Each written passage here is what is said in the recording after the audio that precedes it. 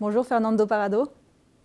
Vous êtes rugbyman, pilote automobile, businessman et vous avez donné une conférence hier à l'hôtel Président Wilson où vous étiez invité par la SPG pour raconter votre histoire, histoire que vous qualifiez vous-même de miracle puisque vous êtes l'un des 16 rescapés du crash d'avion dans la cordillère des Andes. C'était en 1972.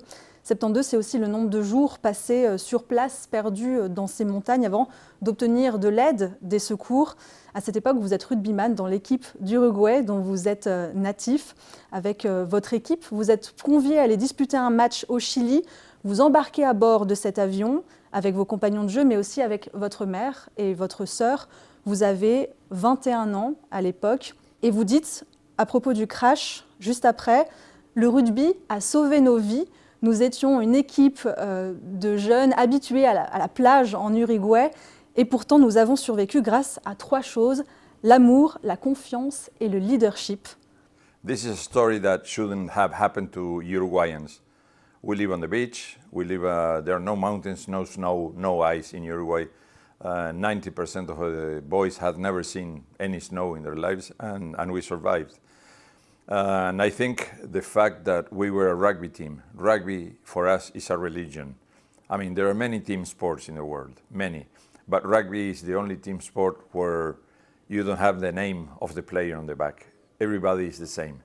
And only people that have played rugby can understand the feeling, the love, the trust that you have in your team members, you know? And I think that had this been a commercial airliner, nobody would have survived. We were a team. Half an hour after the plane crashed, we were already working together. You know? And that's very difficult to find on an airplane where there are different ages, different nationalities, different races, different people traveling alone with their families. Would have been very difficult. They would have died on the first day. Au moment du crash, il y a quand même 29 rescapés d'abord qui survivent. Il fallait que quelqu'un prenne le lead, vous l'avez dit.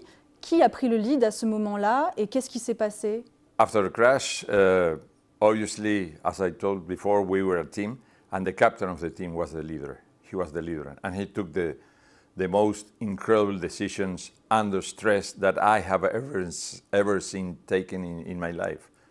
A young guy who was 22 years old, who hadn't had any survival training, had never seen snow, took decisions that were the first link on this chain of miracles that allowed us to survive 2.5 months later. Vous avez longtemps espéré dans les premiers jours que les secours viennent à votre rencontre, viennent vous trouver. Quelqu'un dans l'équipe avait un petit transistor avec lui et des fois arrivait à entendre des journaux d'actualité internationaux. Et un jour, 10 jours à peu près après le crash, il entend d'un journaliste que les recherches ont été abandonnées. Quelle est alors votre réaction? Obviously, when you listen to that, the first hours and the first minutes, I went into a panic mode, you know, because you're dead. It's a confirmation of your death. You're going to die. There's no way out. But then we said, okay, guys, we have to get together. We are a team. Now our lives depend on ourselves. So we started to work, plan ahead, and our future was in our hands. You know, and we did quite well. All the survivors were interviewed by survival experts in this planet, in this world, the best ones. And they said, you couldn't have survived more than 36 hours. And we survived 2.5 months on the worst place that a human being can survive in this planet. You can survive on the desert, the jungle, the ocean, with more chances. Not many chances high up in the mountains. Vous avez dit hier durant votre conférence que vous avez été avec vos coéquipiers officiellement les premiers donneurs d'organes, donneurs de votre corps, parce que vous avez fait un pacte durant cette période. Est-ce que vous pouvez nous en dire un peu plus sur ce pacte? I think you have to go back 52 years back. Organ donation 52 years ago was not as common as today. Today it's very common all over the world. You know, organ donation saves lives. organ donations are done on a silent, quiet, and very hard moment on anybody's life. And we understood that, and we made a pact, beautiful pact. We said, okay, if I die, you can use my body. So at least one of us can get out of here and tell our families how much we love them. And 52 years later, we have saved so many lives because in our country, they have understood that. And every Uruguayan, every citizen in my country is an organ donor. Un jour, une avalanche se déclenche et vient encore frapper la carlingue de l'avion, du moins ce qu'il en reste, avec vous et vos coéquipiers dedans. Ça aurait pu être là aussi encore la fin. On a survival situation of this magnitude, nothing gets better. Everything spirals down. Every day is worse than the previous one, every day. And when you think you are in hell at the end of your life, something worse happens, you know? So 2.5 weeks after we crashed over there, a huge avalanche came, covered the airplane, went inside the airplane, and of the 29 guys that were inside the fuselage, 27 were buried by the avalanche. How long can you hold your breath? 2 minutes, 3 minutes? But we worked so hard over there. I don't know, survival experts do not understand how of the 27 that were buried, only 8 died. Only 8 died. But we came out of that avalanche. Après 2 mois sur le site du crash, vous avez décidé de partir avec votre ami Roberto Canessa.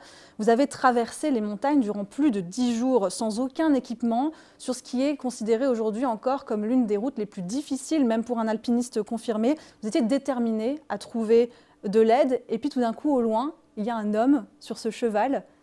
We understood that the only way, if we wanted to survive, was to try to get out of there, which was impossible. We didn't know where we were.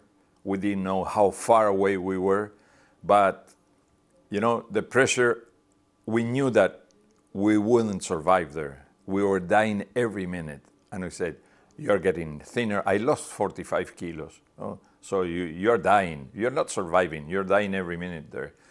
And I decided with my friend, okay, let's go. This is it. Let's go.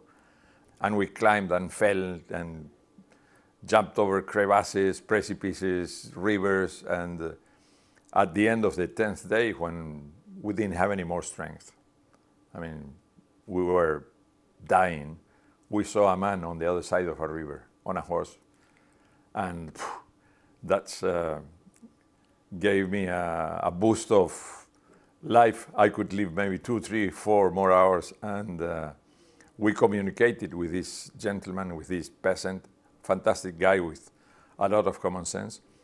And this is 52 years ago. There were no cell phones, no internet, no TikTok, no Instagram, no nothing, with a rock and a piece of paper.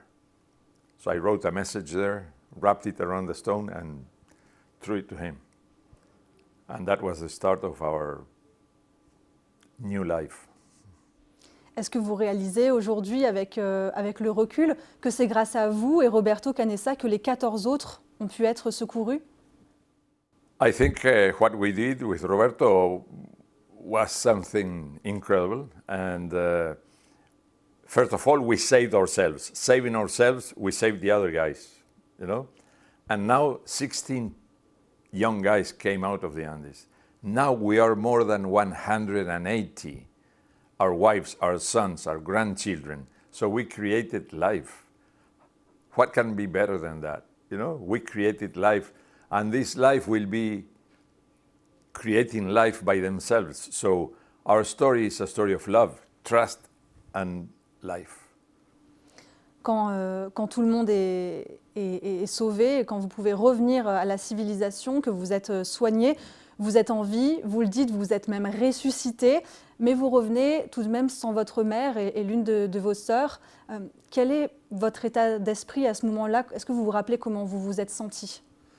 Luckily, my father was there, you know. He also suffered a lot because he lost his family. Then I came back and I resurrected, and he embraced me and he said, Nando, let's not look back. We cannot modify the past. There's no way we can change the past. But let's not lose the second part of our only life. Maybe the past will destroy our future life, thinking of the past. We'll remember them, we'll love them, but let's live what we have left. And I had 36 years with him, fantastic. He was my team manager in my teams, working together and everything. And we had a fantastic life afterwards, you know. I remember, it's not that you forget. I remember, but we don't suffer. You suffer as much as you want. People keep on suffering because of the past. The past, you cannot modify it. But don't let the past modify your future and your present. Vous dites, vous vous souvenez sans en souffrir. Hier, pendant la conférence, vous avez répondu à une question en disant que vous n'avez pas de flashback, vous n'avez pas de cauchemar à propos de cette tragédie. Comment est-ce que vous expliquez ça, cette absence de séquelles? I'm not a psychologist. I haven't done any studies on the brain or the mind of a human being. But I don't look deep inside me.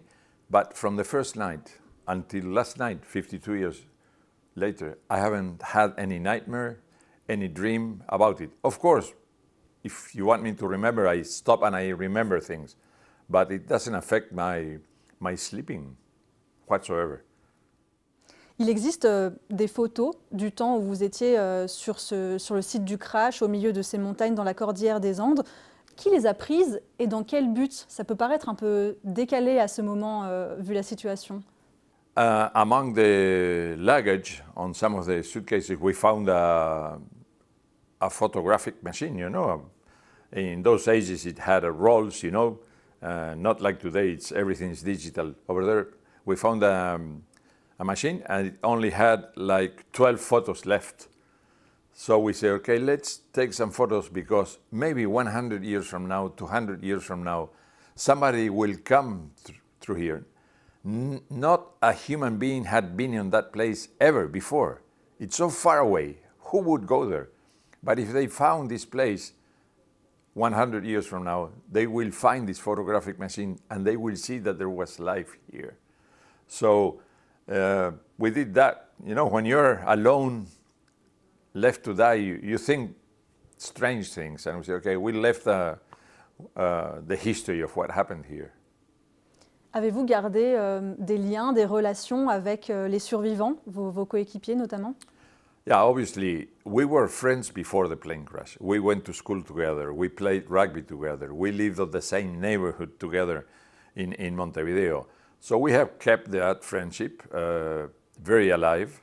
And I'm the godfather of Roberto's children, he's the godfather of my daughters. And every December 22nd, which is the date that we rescued ourselves. We were not rescued, we rescued ourselves. We get together on our rugby club to celebrate life and celebrate the memory of our friends. So it's not a party, it's a celebration of life and the memory of our friends. But we get together. We have been doing that for 52 years, every December 22nd. Quelle est la leçon de vie que vous gardez de ce terrible événement? Qu'est-ce que vous avez aussi comme message à travers ça, peut-être à donner aux téléspectateurs? Well, people ask me many times to give a lot of solutions to their lives and everything, because they think that if we went through that, we can also have the answers to many questions of this life, you know. We are normal people that we were on the wrong place at the wrong time. You know, we worked together, we survived, but we are not exceptional people. We are not heroes. We just survived because of our trust and our love.